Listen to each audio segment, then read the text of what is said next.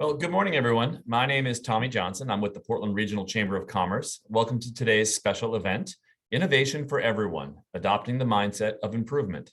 The Portland Regional Chamber of Commerce is proud to partner with our friends from ACE, the Association of Consulting Expertise, to bring you a three-part event series focused on the topic of innovation. Each month for the next 3 months, a unique presentation will be offered within the topic of business innovation. The goal is to help reshape the mindset of how we must continually evolve our habits through the spectrum of innovation. Today's topic, Innovation for Everyone, Adopting the Mindset of Improvement, is presented by Matthew Opuda, the founder of Northstar Evolution. This topic and its relevance is clear, and it's clearly evident that we have over 70 people registered with us today. We hope this trend continues throughout the course of the series. Now, like all Chamber virtual events, today's presentation is free and it will be recorded and made available for free replay on the Chamber's website and YouTube page. To keep up to date on all Chamber news and events, please visit our website, portlandregion.com, and check out our events page and sign up for our weekly email newsletter while you're there. Now, before we get to today's presentation, I'd like to remind you all that if you have questions for our presenter, please use the Zoom chat feature down at the bottom of your screen, and they'll be relayed, any questions will be relayed to our presenter at the end of the presentation. Now, at this point, I'd like to introduce Terry Johnson. He's the volunteer president of the nonprofit member organization ACE, the Association of Consulting Expertise, and our partner for this three-part series. Terry is with Practical Decisions, and that's a business professional organization committed to providing practical, professional support for businesses, investors, and management. Terry brings over 30 years of experience in senior leadership positions and has successfully led teams to drive high levels of effectiveness in core business processes and organizational development. Please join me in welcoming Terry Johnson. Thank you, Tommy. Thank you for that great introduction. I wanted to take a minute and tell you a little bit about ACE and what ACE is. Share my screen. So ACE is a membership organization of and a nonprofit association of professionals, and we provide an array of services to businesses, nonprofits, and other organizations.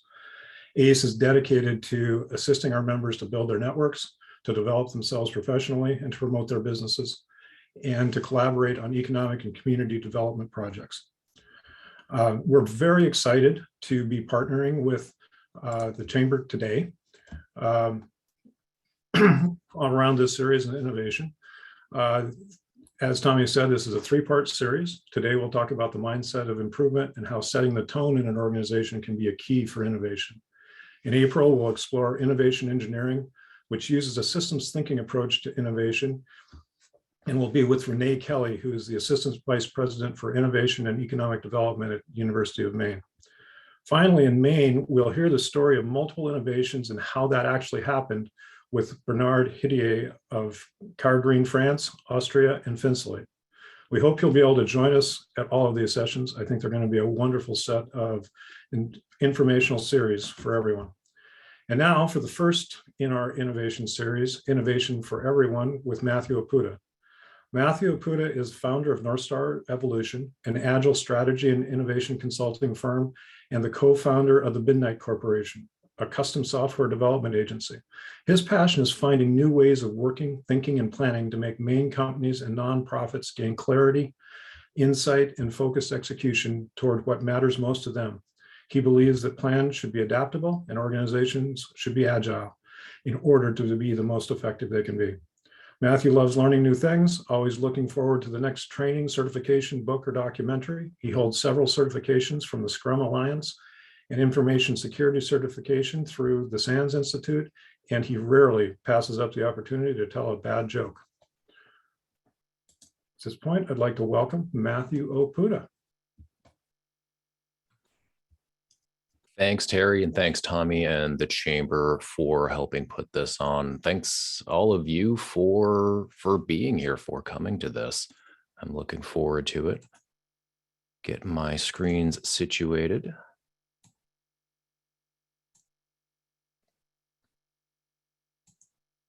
All right, so can anybody not see my screen? All right, I will take that as a good sign.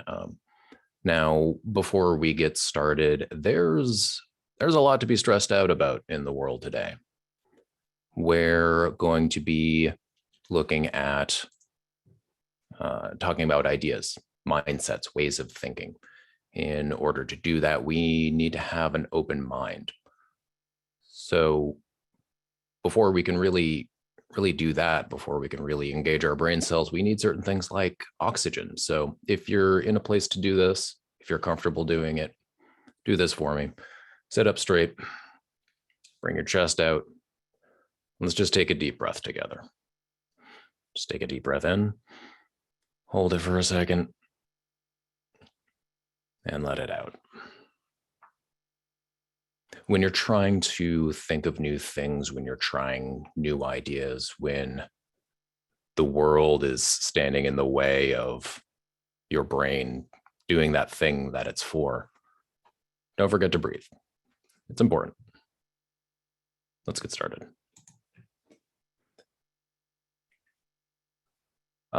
First, let's start with some shared understandings. Shared understandings are just that, the understandings that are shared within a group. For today, let's start with these. There are going to be some interactive portions in this. We're going to interact mostly through the chat. There are enough of you that going off mute is potentially chaotic. So when I ask for your ideas, drop them in the chat and I'll try to summarize them for everybody else as best I can. We might do a breakout session. I'm not so sure about that. Again, just because of the sheer numbers involved. We might, there are a few ways that we might approach an exercise later. Put your questions, put your thoughts in the chat, like Tommy and Terry mentioned. If you're not sure how to articulate a question that you want to ask, put the general topic in the chat and we'll navigate that accordingly. Feel free to use the raise hand feature if something is particularly pressing, and we'll try to get to your question. There are going to be some ideas along the way that you might need further clarification on in order to really get the benefit of. At the same time, I'm hoping to plant some questions in your mind along the way that get answered on our journey. I will do my best to address everything. Some things are going to slip through the cracks. I apologize in advance. I unfortunately am still human. Overall, what we're doing today, first, we're going to be touching on just a little bit of systems thinking. We're not going to get too deep on it. We're going to look at the differences between complicated and complex systems as part of that.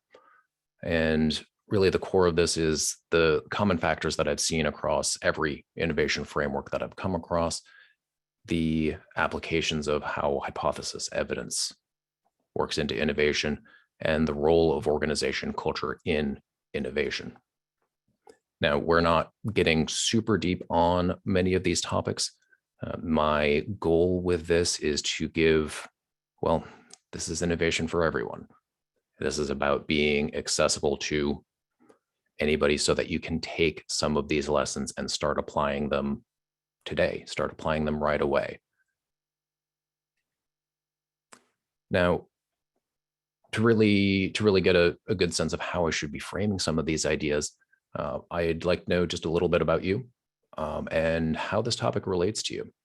Build on that shared understanding. So in the chat, let me know, what do you do and what is innovation to you? What matters to you about innovation?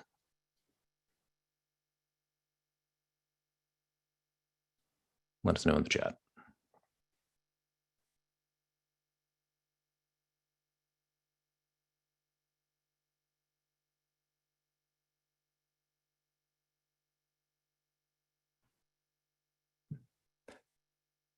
To me, innovation is simply doing something new.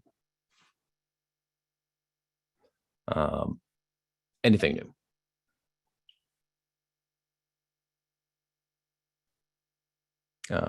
So in the chat, I'm seeing we've got lawyers, new ways of developing systems and services and products. That is very much innovation. Any new thing that is made, any new system, products are at the forefront of innovation.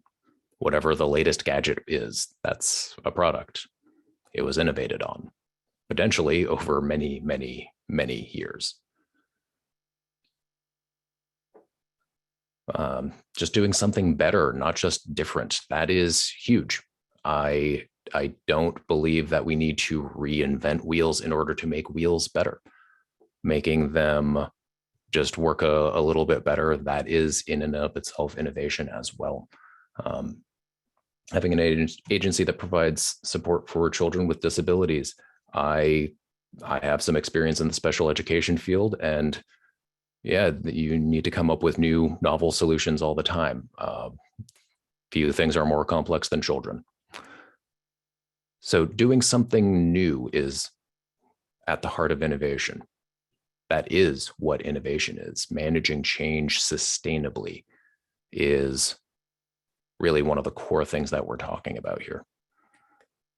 I don't really like bringing in dictionary definitions in presentations. I find it a little bit lazy, but here's the etymology, the word origin of innovation. It's Latin, unsurprisingly, into the new. The original origin of the word was just doing something new. I'm seeing in the chat, creatively solving problems in ways that haven't been used before. The world's full of problems. Let's solve them creatively. That is what innovation is. So let's shift to another question. Well, why do we do this? Why do we innovate? Why do we need innovation? A lot of ideas have already been shared.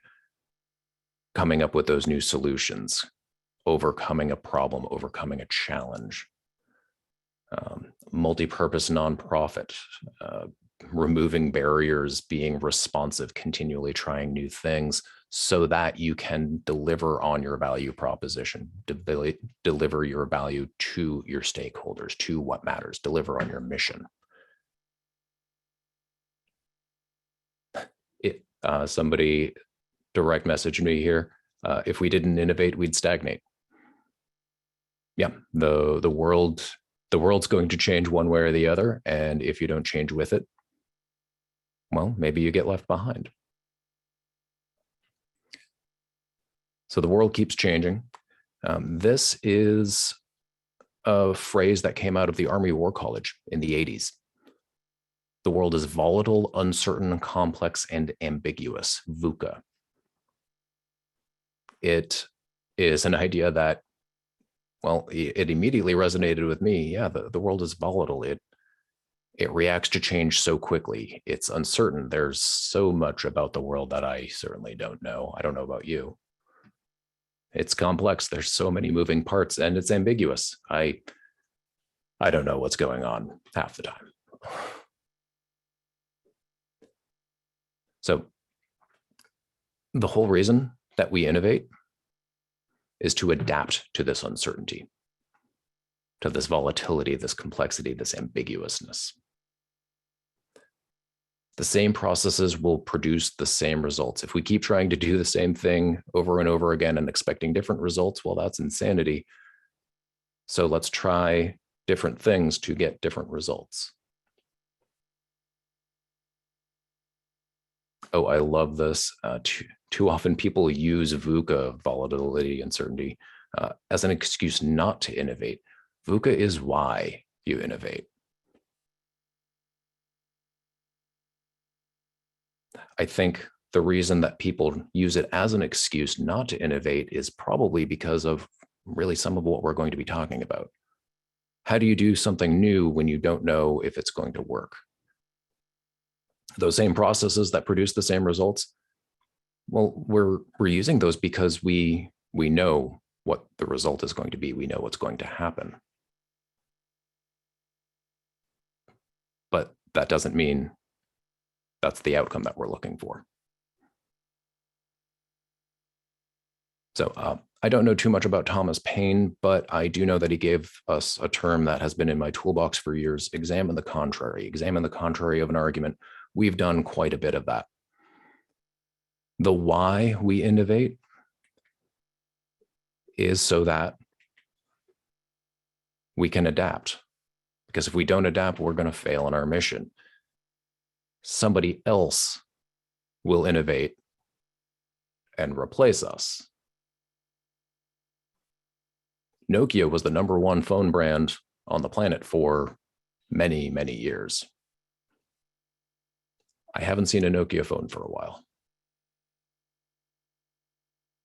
which is a shame. They had a touchscreen phone several years before the iPhone came out, but they never brought it to market. They didn't think it would succeed.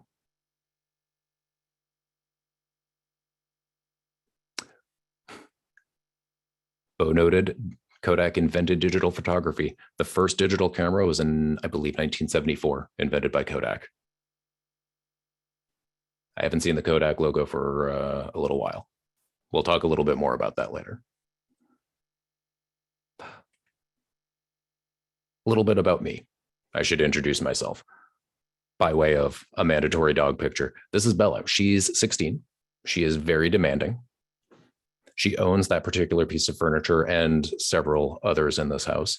She also has a bit of a cough, and there's a very good chance you will hear that at some point during this presentation. I apologize in advance.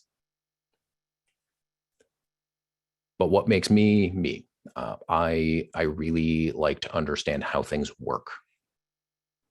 I've always liked making things better. The definition of better has always been open to interpretation. But there's something compelling to me about taking a thing and just making it a little bit better. My role with my first business, Midnight, I worked with my clients to understand how their business worked so that the software that was being built could integrate with their operations, could solve the problem that they were setting out to solve. I loved that part. It's what inspired Northstar. It's what inspired what I'm doing now and my consulting with innovation, with agile strategy. I also tend to think about things in terms of systems. That last bit is pretty important. A system. What is a system? A basic system has an input, some sort of process, some sort of work that's being done, and an output. Stuff goes in, work happens, stuff comes out. It very quickly gets more complex than that. There's the environmental conditions. There are the stakeholder needs. There's the cultural context that's being worked in. There are the boundaries of what can be produced. There are unknown factors. It's an ambiguous world. It's a volatile world. Maybe what you start building isn't as useful by the end of it. There's a limited number of resources that can be allocated to any of this. And finally, there are outcomes. Just because you have an output doesn't mean your outcome is achieved. When I made coffee this morning, my inputs were coffee beans, ground coffee beans, hot water, a filter to filter it through. The process was to mix it all together. The output was a cup of coffee. And if you've ever gotten a bad cup of coffee, well, you know that the outcome isn't dependent on just having the cup of coffee. You want an enjoyable cup of coffee. You also want a caffeinated cup of coffee most of the time, which is very upsetting when somebody hands you a decaf. So systems, at their basic level, very straightforward.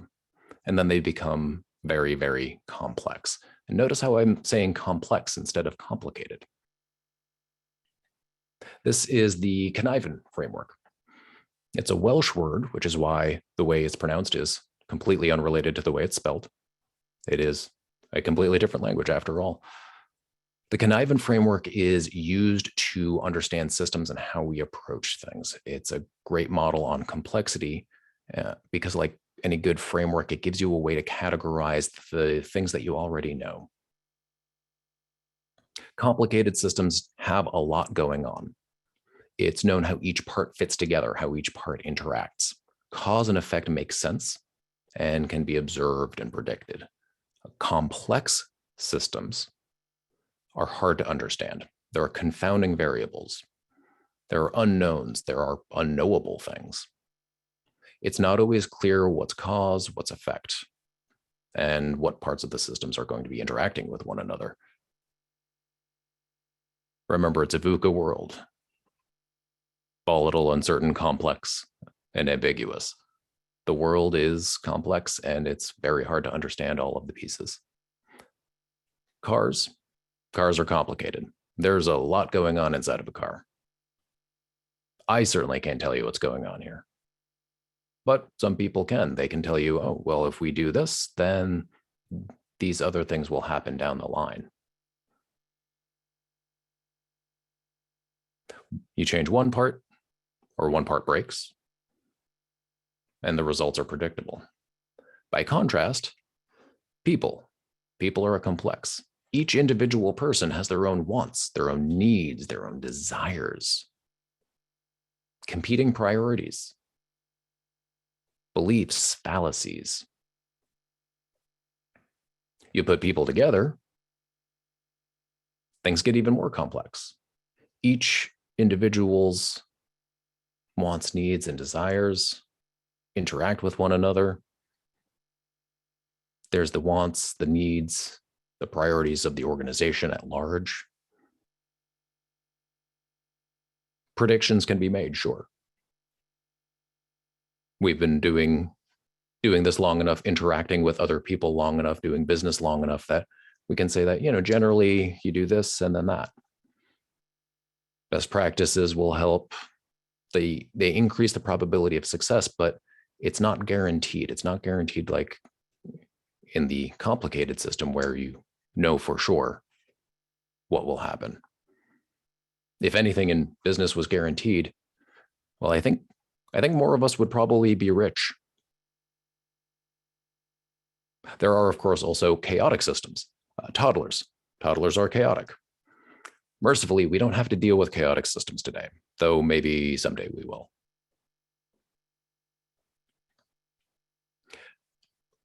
I like thinking in terms of systems, so I've always gravitated towards frameworks, towards thought models. Frameworks are systems for making sense, and over the years, as I'm reading about these various frameworks, a few things kept sticking out to me. I'll go through a few fairly briefly. I'm paraphrasing quite a bit on each of these simply because, well, keep things brief. But a common thread stood out through all of these. Now, recently, I've been working with the business model canvas a lot. Been working with a lot of new businesses, and this is the tool that I've been using. The process described by the business model canvas is to mobilize the team, get everybody going, understand the environment,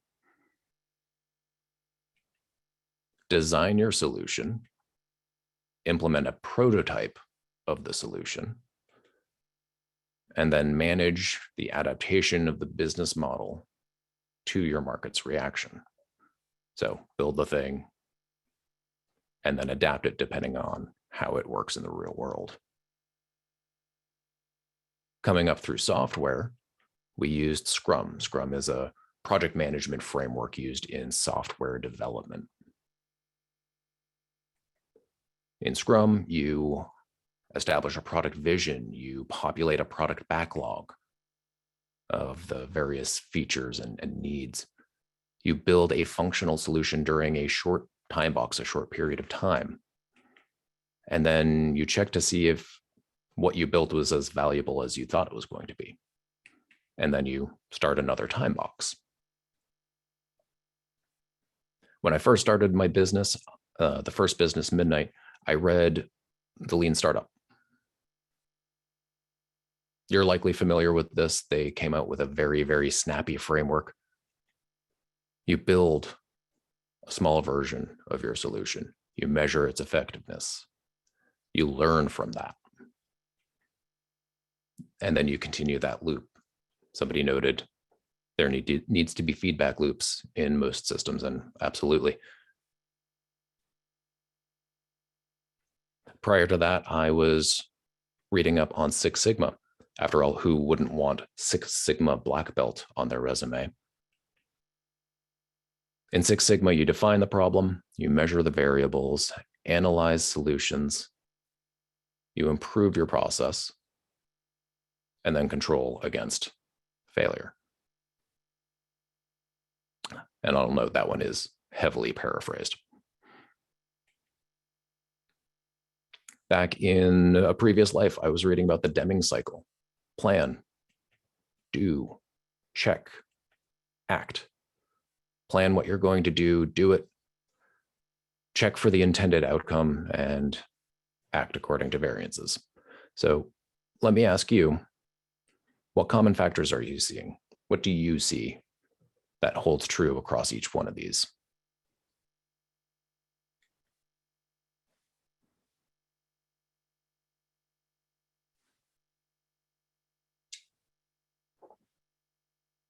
What keeps coming up over and over again?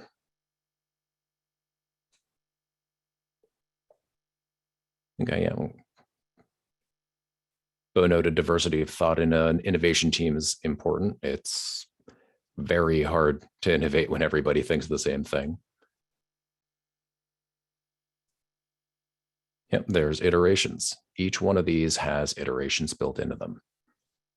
Each one of them has some sort of, here's an idea, let's go test it.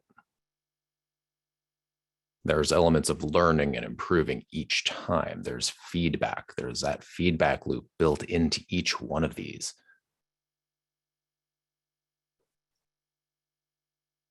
Double loop learning, that's a great one.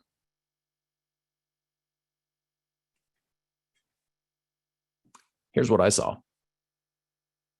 This is what stood out to me. This is another framework you might recognize. It's the scientific method. This is the scientific method according to the Khan Academy.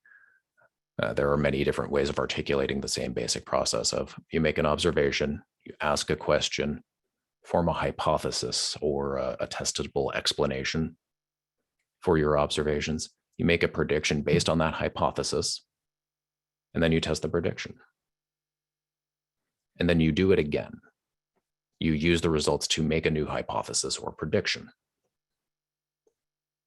So the common factors that I see across all of these is, first you have a hypothesis. You form, well, here's what I think is going on. Here's what I think will happen. And then you run an experiment. It's not just a test, it's an experiment. You change a variable to see what happens. And then you do it again. Now, there are other pieces. We talked about diversity of thought in the team itself. There's generally always some sort of larger overarching goal. Well, what are we trying to accomplish with all of our work? There's always the understanding of the stakeholders, who's involved, what matters to them. There's always some sort of establishing of your measures and metrics that really is what complements your or constitutes your evidence that you're using. But fundamentally, everything comes down to having an idea, having a hypothesis, and then experimenting on it and seeing what happens next. It took 3 years of prototyping before the iPhone. And the first version didn't look like anything even vaguely recognizable. Oh, I shouldn't say that. The first version of the iPhone was very recognizable. It looked like an iPod with a click wheel. And they realized that they just invented a rotary phone. And then they iterated on it. again and again. Let's look at this idea another way. On the left, we've got our inputs, your vision and goal, your measures and metrics, stakeholder analysis. That all feeds into your hypothesis, from which you design your experiment. Then you check your progress. All right, did your experiment yield the results that moves you towards your vision, towards your goal? Did you make something new? Or do we need to have another hypothesis? And we've talked a little bit about why all of this matters. So let's look at some very, very specific examples. Microsoft has repeated the claim that 80% of the time, they're wrong about what the customer wants. Specifically, they were citing that quote by Avinash Kaushik in a blog post. In the same article, Netflix considers 90% of what they do to be wrong. A senior leader at Quicken Loans says that at best 67% of the time, they know what's going on. Or 67% of the time at best, rather, they're wrong. Usually it's worse. And that's just on understanding the outcomes of an experiment. With all the resources of these large organizations, they're wrong almost all of the time. So does that mean that you should make a big bet, try to do a big bang, create something huge and new right off the bat, or do something a little bit smaller? Test your ideas a little bit at a time. ING Bank, a Dutch bank, almost 1 trillion euros in assets. They adopted Agile across the entire organization, a bank, specifically because they were looking to build up their ability to run experiments, build up that iteration loop.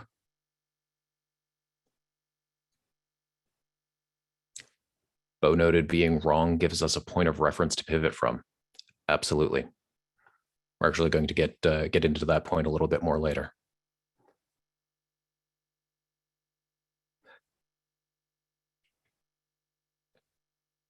I rewrote this whole section a few times, trying to succinctly discuss how experiments and innovation go hand in hand. Really exploring the idea rather than just hitting on the point. And then I came across this quote. It really comes down to this one simple truth. In the beginning, good ideas and bad ideas, they look the same. There's a phrase that comes up, well, it worked on paper.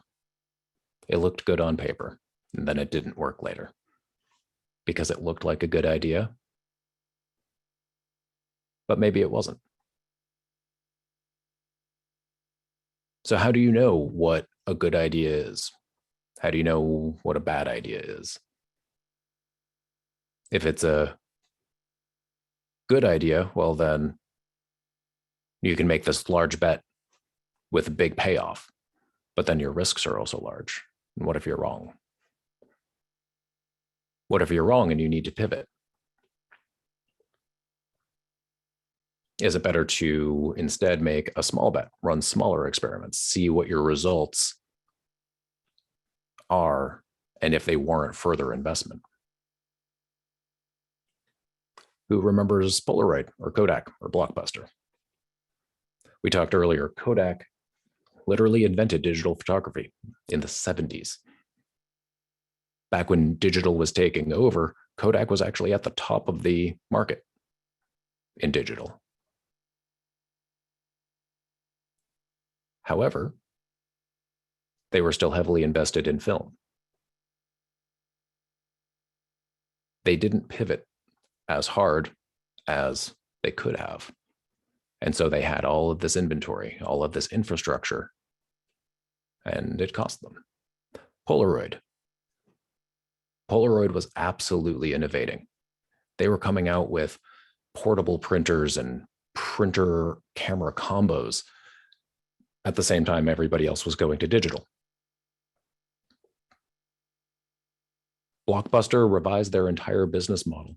They started their own streaming service, but it was at odds with their existing business model. They all had their point of reference to pivot from, but they were only able to do it in the large context. And because the way that they did it, the way that they made that large bet, it didn't work out. And, well, it cost them. The complexity of the world, the people systems that each of these businesses was operating in, it was too much. So speaking of people systems, how does culture factor into all of this?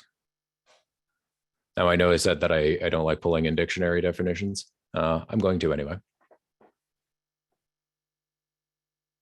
Culture is the set of shared attitudes, values, goals, and practices that characterizes an institution or an organization. Mindset is a mental attitude or inclination. Those seem awfully familiar, awfully similar. I like to think about mindset and culture in the same way. Culture is the mindset of the group. It's the way the group thinks. The attitudes of the individual, once interacting with the attitudes of others in the group, they form the shared attitudes of the group itself. Those shared attitudes lead to practices defining the values, the goals of the organization. Humans are complex systems, remember? Putting several complex systems together just makes a larger complex system.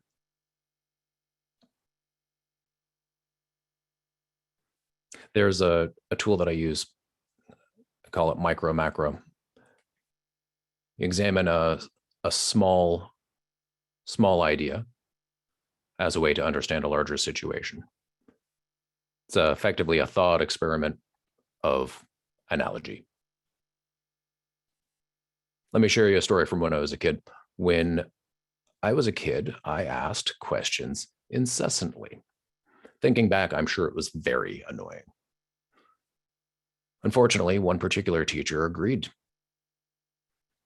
She was less than accommodating. Didn't really indulge my curiosity so well.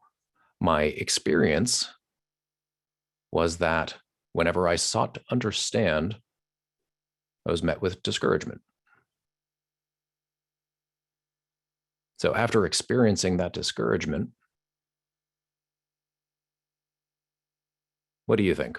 What beliefs did I likely form?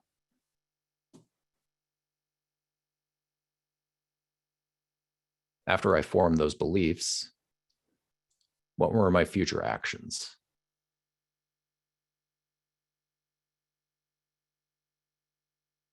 Based on those actions, what do you think the results were? Now, fortunately, I am far too stubborn to give up that easily. Far too strong-headed to be impacted that long. I have since built my career around asking questions. But still, let's look at a framework to understand how that works better. This is a model put forward by Roger Connors and Tom Smith in the book Change the Culture, Change the Game. I like this model as soon as I saw it. Like any good framework, it's easy to understand. You can get a quick grasp of it, but you can also dig into it and get quite a bit of additional detail at each level. At the base layer, we have our experiences. This holds true individually and as a group. There are experiences that occur inside of the system, inside of an organization. After we have those experiences, we form beliefs about how the system works, about what's good for us, what's not so good for us. After we form those beliefs, we take our actions based on those beliefs. When we believe that something is good, then we take action towards that. That yields results, positive or negative. So let me know in the chat, what have you seen in organizations in the past? What gets rewarded or discouraged, either implicitly or explicitly? Bonuses are an explicit reward. But what gets brought up in staff meetings? That's also a reward. How things are discussed is a reward or a discouragement.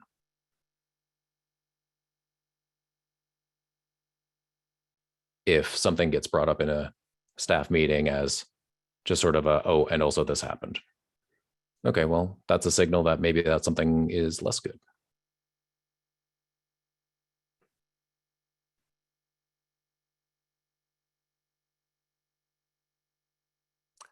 Okay, I love this. U.S. Special Operations Forces write a plan that might work, then rehearse it, learn from it, rehearse it more, adapt the plan, and rehearse it again. That culture, the mentality in that culture is, we could be wrong, let's find out if we are or not. Lends to the success and the agility of the special operations community.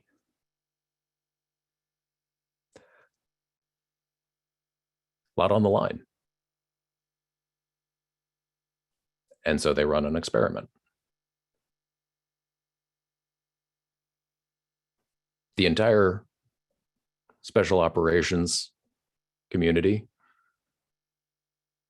runs experiments as a matter of habit.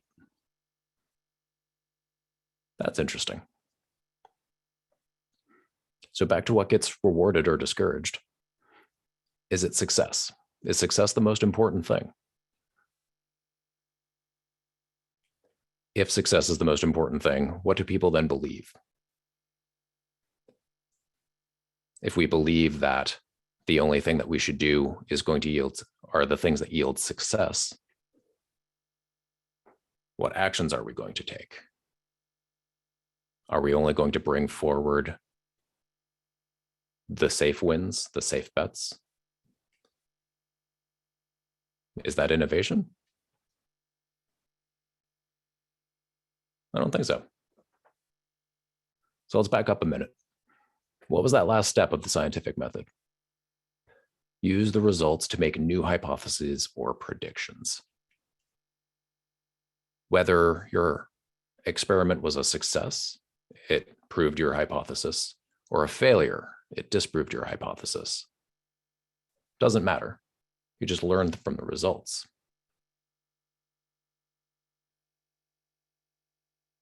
You build knowledge about how the world works, and you refine your understanding. You write a plan that might work, and then you test it out. And if it does work, great. If it's important enough, maybe we should test it again. Look for those confounding variables, the things we didn't even know happened. So what would happen if we shift the focus in an organization from success to experimentation? Like, what does that look like for the organization? If we shift it from winning, from growth to learning, to knowledge, trying what's safe to trying something new. Let's try something. Tommy, let's let people unmute themselves if they want. We'll go for a little orchestrated chaos. Run a little simulation of our own, an experiment, if you will. Gotcha. Let's get see if Dan can do that for us, and we should be good to go. Okay, so folks, let's do this. I'm going to pose an experience. Let's pretend we're part of an organization where the experience is small experiments that yield learnable results get rewarded. Now, there are a couple of things built into this. First is that they're small experiments. The second is that learnable results are what's rewarded. Just saying, oh, that didn't work, that's not a learnable result. Saying that didn't work because that is a learnable result. So chime in, you can type in the chat, you can come off mute. If that's the experience that we all have, what beliefs get formed?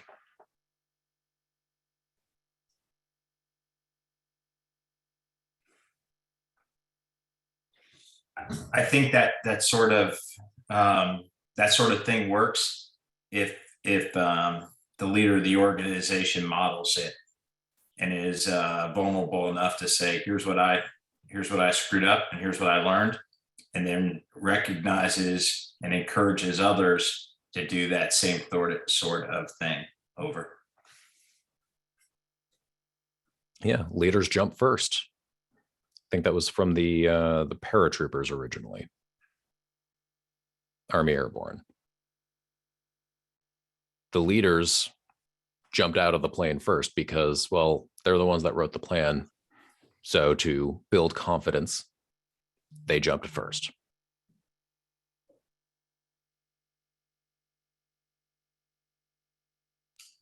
They're modeling the behavior that they're looking for.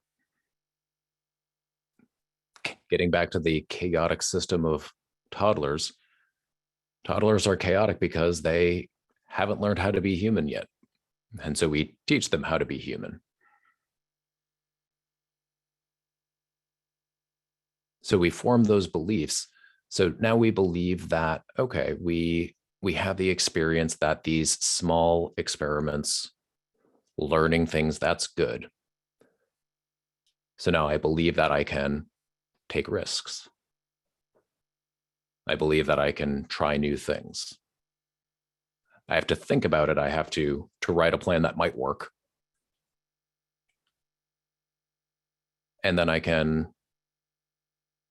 start taking those small bets, taking those small risks. So what actions do people take once they have those beliefs?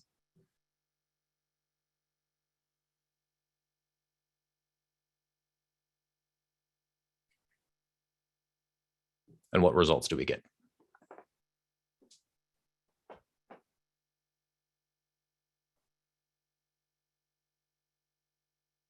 So let's pull this all together. There are a lot of small pieces. In great organizations, we routinely participate in discussions about what we learned from small failures. Use it to improve routinely. That is a lessons learned. Backing up for a moment, every project management framework or tool set that I've ever come across has some institutionalized lessons learned. There are a lot of different versions. In the context of Scrum, every 1 to 4 weeks, there is a retrospective. The purpose of the retrospective is to say, what didn't go well? What should we do differently next time? It's specifically set so that it happens regularly, so that you can learn.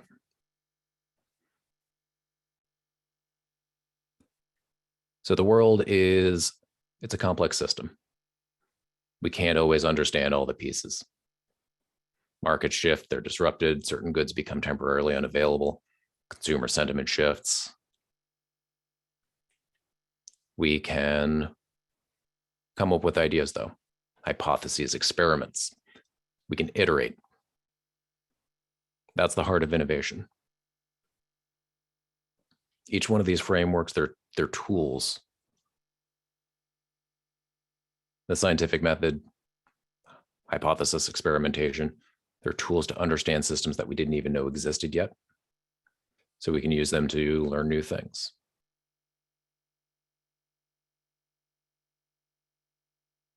We can pivot. We can be flexible in the moment.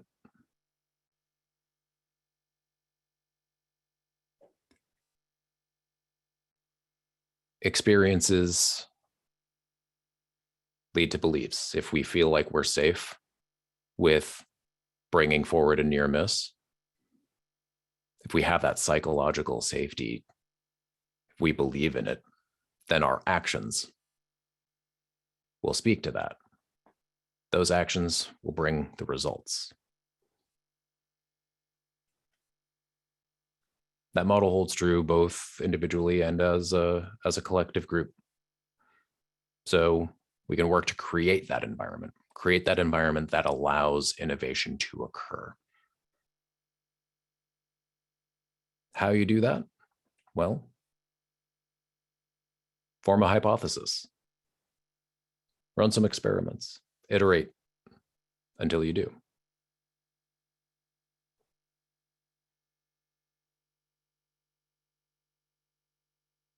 Beloved, the routine occurrence of examining failure creates a culture that rewards innovation. Absolutely, and especially if your leaders jump first. When everybody sits down at the table and says, okay, well, who messed up? The first person to say they messed up should be the leader.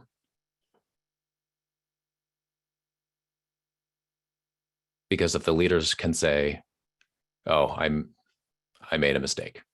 What I thought was true was not. That models the behavior that everybody else is safe to do so. Everybody else can say, yeah, I was wrong too. I was wrong about this.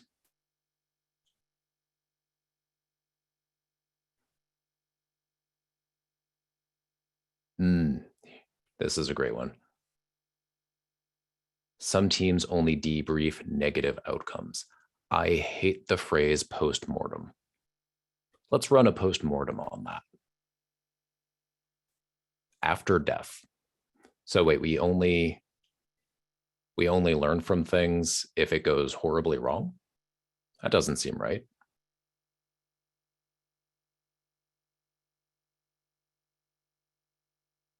Positive outcomes need to be looked at.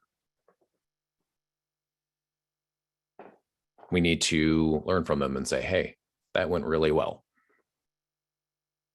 Sure, we do need to look at the negative outcomes. We need to say that didn't go well at all. What contributed to that?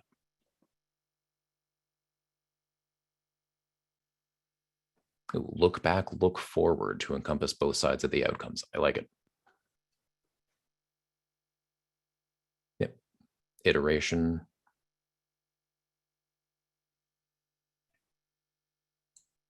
Yep. Knowing when to stop the investment. Stop investing in whatever the plan is so that we can move on to a different solution.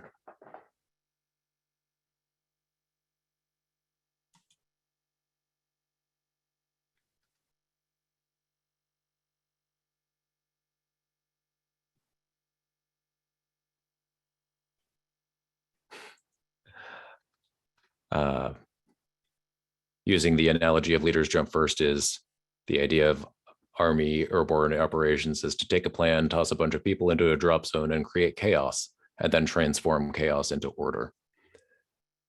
And that, my friend, is known as systems disruption. Innovation can be disruptive as well.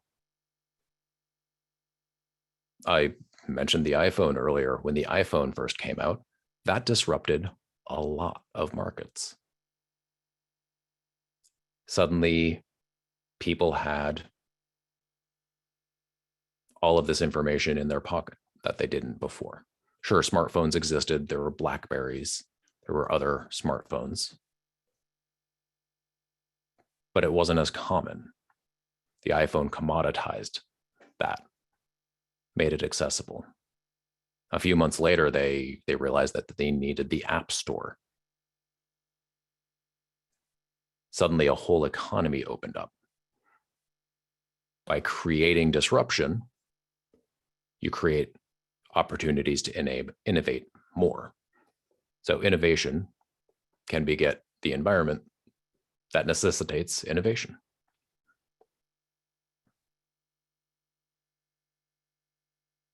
Oh, here's a huge point. Who benefits from better? Who are the stakeholders?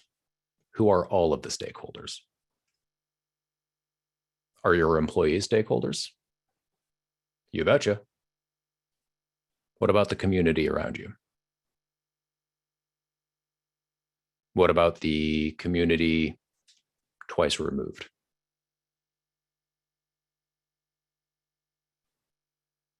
This isn't a zero-sum game. This is a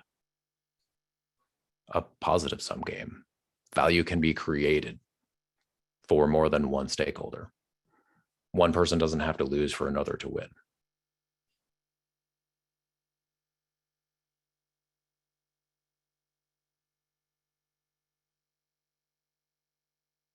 The question of whether being wrong is a failure. Is it? Maybe it's just learning. I agree. Words have a lot of power in this. Is a failed experiment a negative thing? You know, thinking back over the words that I've used the word fail a lot. I have a hard time attaching a negative association to that. Yeah, being afraid of being wrong is a negative failure, sure. So let's open this up to what questions? What else can we have conversation about?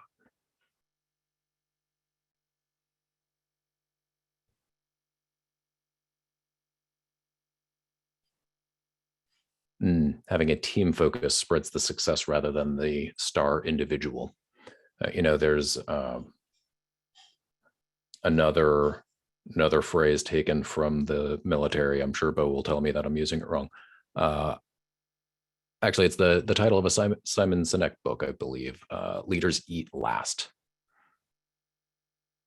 I believe the idea is that everybody else's needs need to be taken care of before the leader.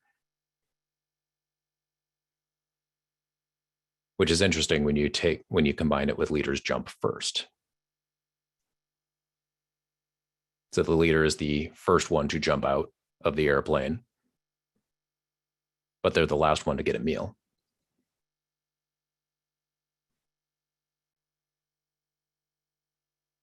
There's a phrase,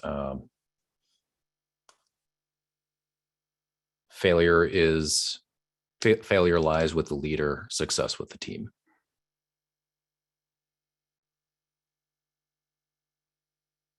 If you're creating a culture of experimentation, if creating this culture where you can form hypotheses and iterate to the next step,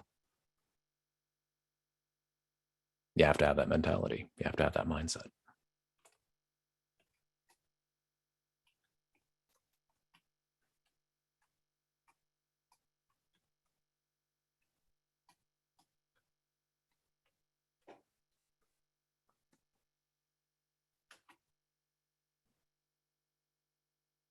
Constant iteration can lead to increased variability that might not be good for a given system.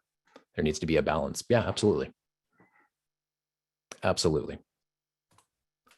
A lot of culture change models or business transformations utilize a small team approach rather than adopting agile practices across an entire organization.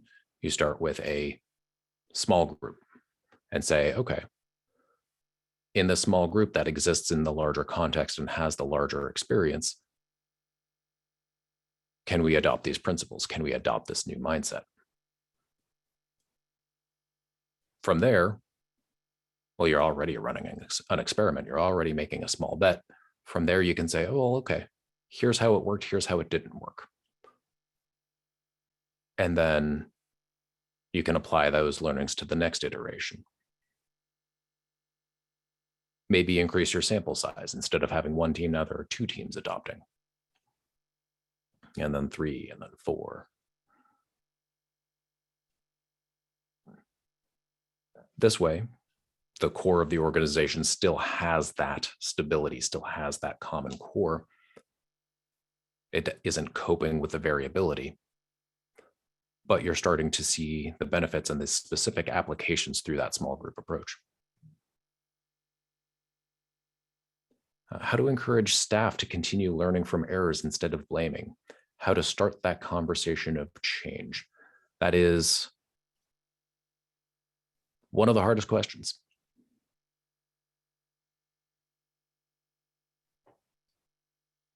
Each individual comes with their own set of experiences, their own set of beliefs outside of the organization itself. As leaders, it's very easy to fall into the trap that what exists in your mind also exists in theirs. But there's a power imbalance. There's a dynamic here. So you can't necessarily say that, oh, sure, I don't mean this in a blaming way, but their experience has always been that. Maybe with you, maybe with somebody else. So how do you break that cycle? It takes time. It's not something that you're going to successfully do once. But with small iterations, small bets, you can say, okay, here's what I mean by this. And then create that new experience. Instead of having it be a, hey, I need you did this wrong on, you filed the TPS report wrong. Okay, so, and then from there, letting it be a situation where they feel chastised and then they're worried about their employment. It's like, hey, just so you know, you did this wrong. Here's how we need to do it. What can I do to help with this? Create a new set of experiences so that their beliefs shift, so that then their actions will shift. And you'll probably have to do it more than once. It's an iteration like anything else. I think as leaders, we can often be the greatest roadblock to innovation. Absolutely. Highest paid person's opinion, the hippo effect. Leader sits down, says, here's what I think, and then suddenly the whole group thinks the same way. Either consciously or subconsciously. It happens. It's a known thing. It's based on the perception of the team.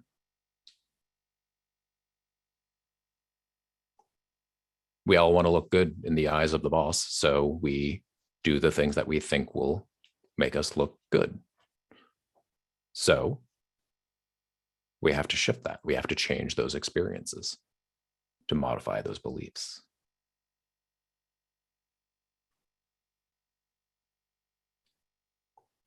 Tove was wondering about which organizations made the shift to a learning organization.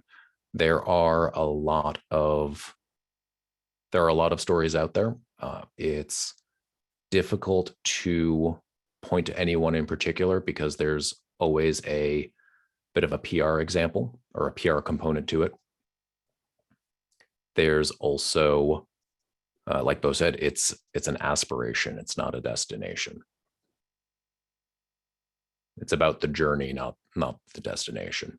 There's this idea of finite games and infinite games. When you're playing soccer, that's a finite game. It ends. You score the goals, you run out of time, the game has ended. There is a win. We're working in infinite games, games that don't end. It's made up of those finite games. There's quarters, there's years, there are other milestones, other events. But learning is not an accomplishment. The world's volatile, remember? it changes. So you build a learning organization now, and then the world changes and you need to adapt to that.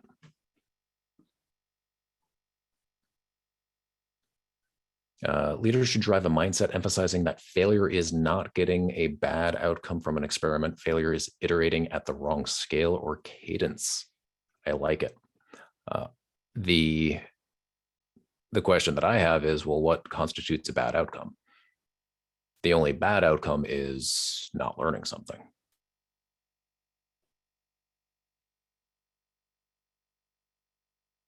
Iterating at the wrong scale, that speaks to me about a poorly designed experiment.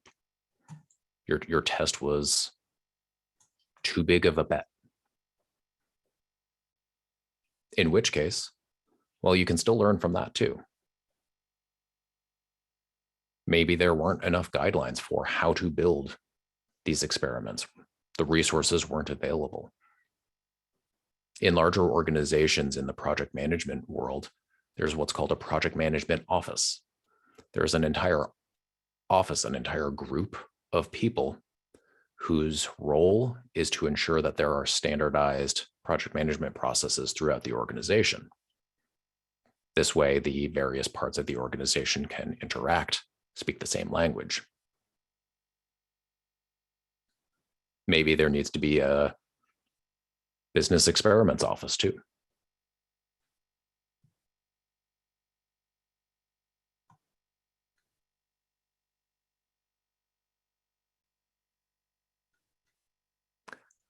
Learning organizations are characterized by a leader with a vision for how to be a learning organization.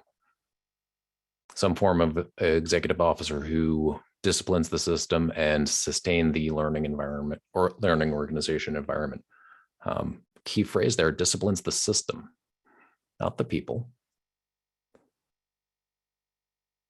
The XO who says, oh, this isn't how we're supposed to be doing things. This isn't in alignment with the vision, but it's not the people who are at fault, it's the system that's at fault. So how do we change that system? How do we create those new experiences? And yeah, shaming is never a good strategy.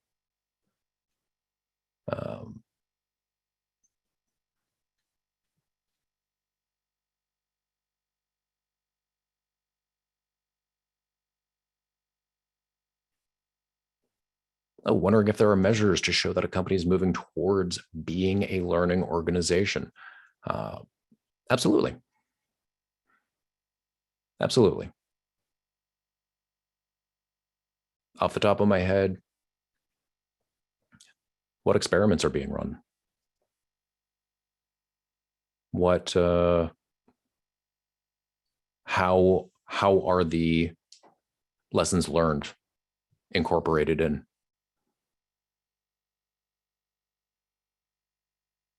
One of the key things with goals is setting your aspirational goal to become a learning organization.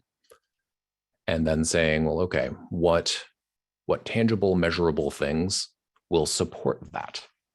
If you've read anything about OKRs, objectives and key results, that's what the system is. You have your aspirational goal, and then what can we measure? Well, you can try different measures. You may need to iterate through a few of them. What works for one organization isn't always going to apply to another. The way that Apple works isn't going to work for a new startup because it's not the same people.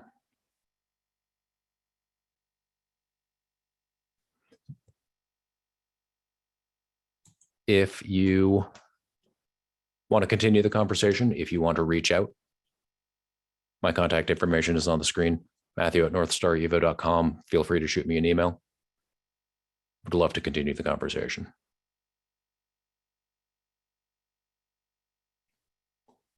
And unless there's anything else, I think I can hand it back over to Terry.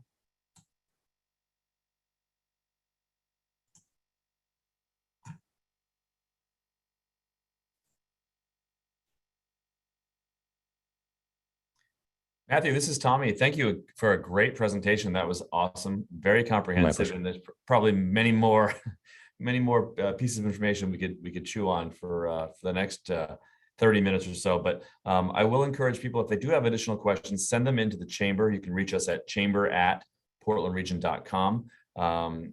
We will have an event that will go out as a post-event thank you email. And that'll also include a replay recording of this event, as well as the presentation slides that Matthew ran through. Just a quick plug for all of the other upcoming chamber events. Be sure to check the chamber website for all of our great events. And even better, when you're there, sign up for our newsletter. Thanks again to our partners at ACE for this first presentation of a 3-part series on innovation, and to each of you for attending today. We look forward to seeing you at our next innovation event on Friday, April 15th, where we're going to hear from Renee Kelly from the University of Maine on the topic of innovation for improving the way we work.